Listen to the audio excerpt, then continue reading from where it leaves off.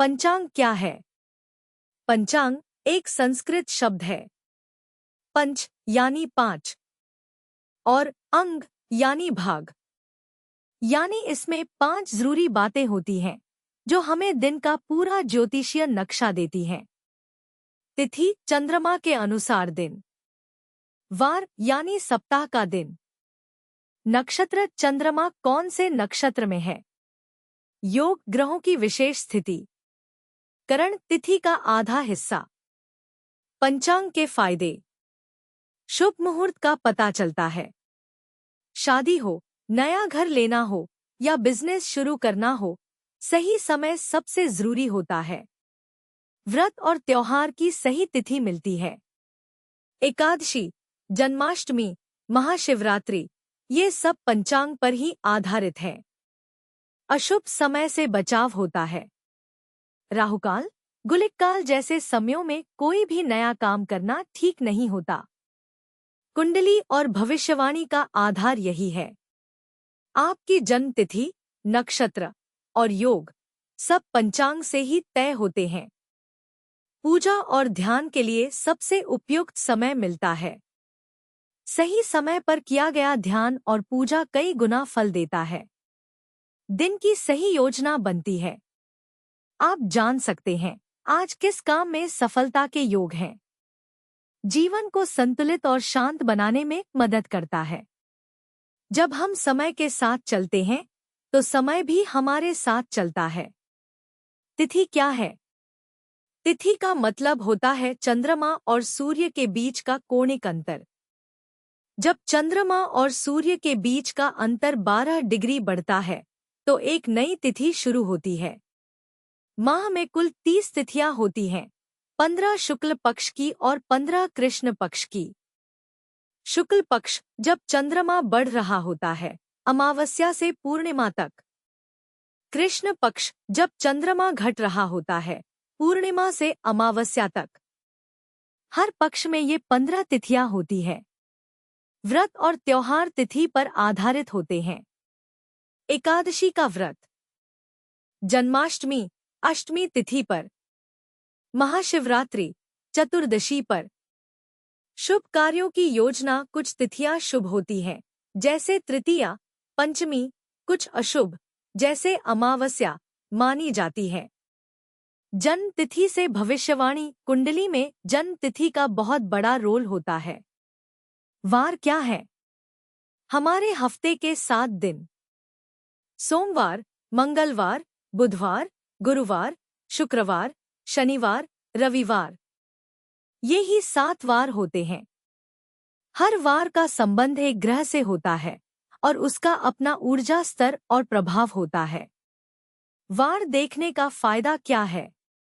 आप जान सकते हैं किस दिन कौन सा काम शुभ रहेगा। अगर कोई ग्रह अशुभ चल रहा हो तो उस वार पर सावधानी बरत सकते हैं। पूजा पाठ या व्रत भी अक्सर वार के अनुसार किए जाते हैं, जैसे शनिवार को शनि देव की पूजा।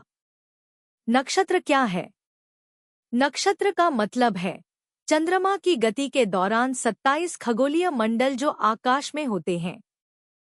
चंद्रमा जब अपनी यात्रा शुरू करता है तो वो इन 27 नक्षत्रों में से हर एक से गुजरता है।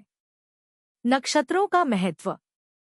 व्यक्तित्व। आपके जन्म के समय जिस नक्षत्र में चंद्रमा था वो आपके व्यक्तित्व और स्वभाव को प्रभावित करता है। शुभ और अशुभ समय। नक्षत्रों की स्थिति से यह पता चलता है कि किसी खास काम के लिए समय शुभ है या नहीं। विवाह, यात्रा, व्रत। नक्षत्रों के आधार पर शुभ मुहूर्त निर्धारित किया जाता है, जैसे शादी या किसी अन्य महत्वपूर्ण काम के लिए। नक्षत्र के फायदे। पारिवारिक जीवन। नक्षत्रों के आधार पर रिश्ते और परिवार के मामलों में सही समय का चयन किया जा सकता है। सफलता के योग। नक्षत्रों की स्थिति से यह समझा जा सकता है कि कौन सा समय आपके लिए विशेष रूप से शुभ है। दवाओं और उपचारों में मदद। कुछ नक्षत्रों का संबंध दवाइयों और उपचार से भी होता है, जिससे स्वास्थ्य पर प्रभाव पड़ता है। नक्षत्र का महत्व। हर नक्षत्र की अपनी विशेषताएं होती हैं और उस नक्षत्र के अनुसार दिन के कार्यों की दिशा तय होती है। उदाहरण के लिए, रोहिणी नक्षत्र में विवाह और घर खरीदने के लिए अच्छा माना जाता है, जबकि आर्द्रा नक्षत्र में बदलाव, सफाई या यात्रा के लिए सही समय होता है। योग क्या है? योग ज्योतिष में एक विशेष स्थिति होती है जब दो ग्रहों के बीच का कोण, एंगल और उनकी स्थिति विशेष प्रभाव उत्पन्न करती है। इसे गणना के द्वारा समझा जाता है और इसका असर किसी व्यक्ति के जीवन, कर्म या दिन के महत्वपूर्ण कामों पर होता है। योग का मतलब। योग शब्द का मतलब है संयोग या जोड़, यानी ग्रहों का मिलन या उनके बीच की स्थिति। इसमें कुल 27 मुख्य योग होते हैं, जो समय और स्थितियों के अनुसार बदलते रहते हैं। प्रमुख योग और उनके प्रभाव। शुभ योग, सामान्य रूप से लाभकारी। राजयोग, यह एक बहुत शुभ योग होता है जो व्यक्ति को सत्ता, प्रतिष्ठा और सम्मान दिलाने वाला माना जाता है। धनयोग, यह योग आर्थिक लाभ और समृद्धि की ओर इंगित करता है। अगर यह योग किसी व्यक्ति की कुंडली में बनता है तो उसे धन प्राप्ति के योग होते हैं। आनंद योग, यह योग खुशी और मानसिक शांति का योग माना जाता है, जिससे व्यक्ति को मानसिक सुख और संतुलन मिलता है। अशुभ योग, ग्रहों की अशुभ स्थिति। पापकर्तरी योग, जब दो अशुभ ग्रह किसी खास स्थिति में होते हैं तो इसे पापकर्तरी योग कहा जाता है, जो व्यक्ति के जीवन में परेशानी और अवरोध लाता है। कालसर्प योग, यह योग तब बनता है जब सभी ग्रह राहु और केतु के बीच होते हैं। यह एक कठिन योग है जो जीवन में अनेक संकट और बाधाएं उत्पन्न करता है। संकट योग, यह योग जीवन में तनाव और परेशानियां लाने वाला माना जाता है। विशेष योग, कुंडली पर आधारित। विद्या योग, यह योग शिक्षा, विद्या और ज्ञान के क्षेत्र में सफलता की ओर इशारा करता है। कर्म योग, यह योग व्यक्ति के कार्यों और कार्यक्षेत्र में सफलता दिलाने वाला होता है। योग के फायदे। शुभ योग से व्यक्ति के जीवन में सुख, समृद्धि और शांति आती है। अशुभ योग से बचने के लिए उपाय और व्रत किए जा सकते हैं ताकि इनसे उत्पन्न होने वाली समस्याओं से बचा जा सके। विशेष योगों के प्रभाव से कुछ खास क्षेत्रों में सफलता प्राप्त की जा सकती है, जैसे राजयोग से सत्ता प्राप्ति और धनयोग से आर्थिक लाभ। योग का दैनिक जीवन पर प्रभाव। पंचांग में देखा गया योग आपको यह जानकारी देता है कि आज का दिन आपके लिए किस प्रकार का है। यदि कोई शुभ योग है तो वह दिन विशेष रूप से महत्वपूर्ण कार्यों के लिए उपयुक्त हो सकता है, जैसे कि नया व्यवसाय शुरू करना, किसी को विवाह प्रस्ताव देना या शिक्षा में सफलता प्राप्त करना। जबकि अगर कोई अशुभ योग है तो आपको सावधानी बरतने की सलाह दी जाती है, खासकर निर्णय लेने और बड़े काम करने में। करण क्या है? करण एक ऐसी स्थिति है जो तिथि के आधे हिस्से को बताती है। इसे अर्धतिथि भी कहा जाता है। पंचांग में 30 तिथियां होती हैं, जो चंद्रमा की स्थिति के हिसाब से 60 करणों में बांटी जाती हैं।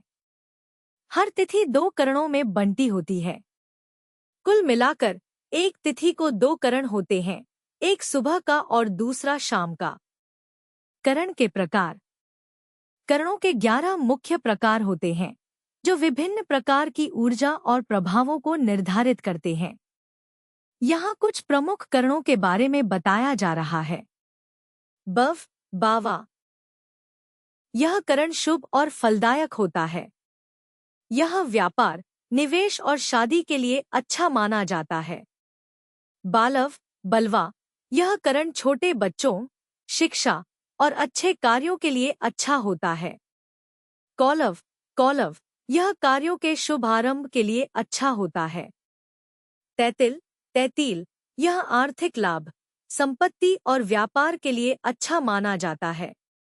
गर, गार। यह एक स्थायी और संरचनात्मक कार्य के लिए उपयुक्त माना जाता है। वणिज, वनिज। यह व्यापार और लेनदेन के लिए शुभ माना जाता है।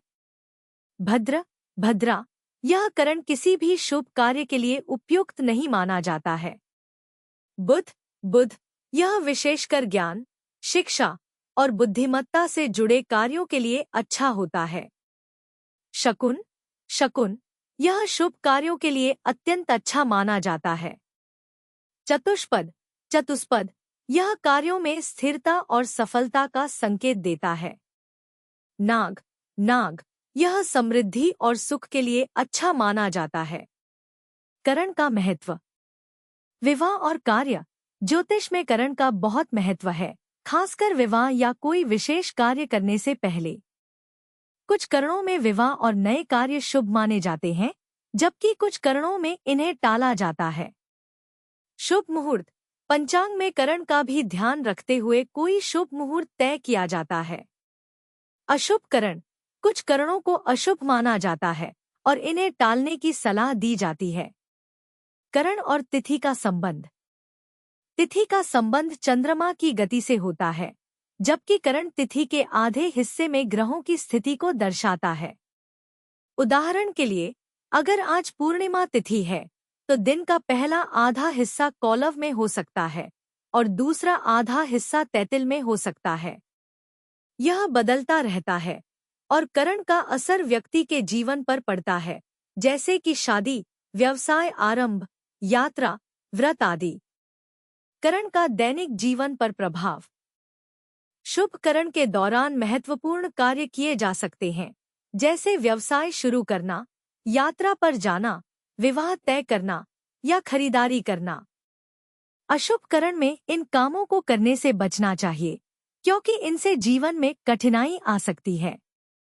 पंचांग के अनुसार शुभ करण दिन में पूजा और ध्यान के लिए उपयुक्त होते हैं, जबकि अशुभ करण में इनसे बचना चाहिए।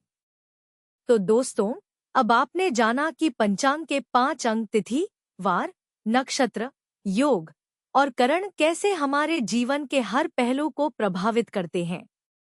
ये सिर्फ एक ज्योतिषीय कैलेंडर नहीं है, बल्कि ये हमें सही समय पर सही फैसले लेने की दिशा भी दिखाता है। अगर आप भी चाहते हैं कि आपका हर दिन शुभ हो और जीवन में सफलता और संतुलन बने रहे, तो पंचांग को जानना बेहद जरूरी है। आशा है कि आपको आज का वीडियो पसंद आया होगा। अगर हाँ, तो इसे लाइक करें, शेयर करें और चैनल को सब्सक्राइब करें, ताकि आप हमारे आने वाले वीडियोस मिस न करें। कमेंट में बताइए, क्या आपने कभी पंचांग के अनुसार कोई महत्वपूर्ण काम किया है? या फिर कौन सा अंग आपको सबसे ज्यादा रोचक लगा?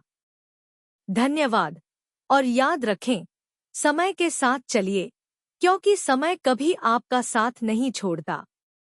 आपका दिन शुभ हो।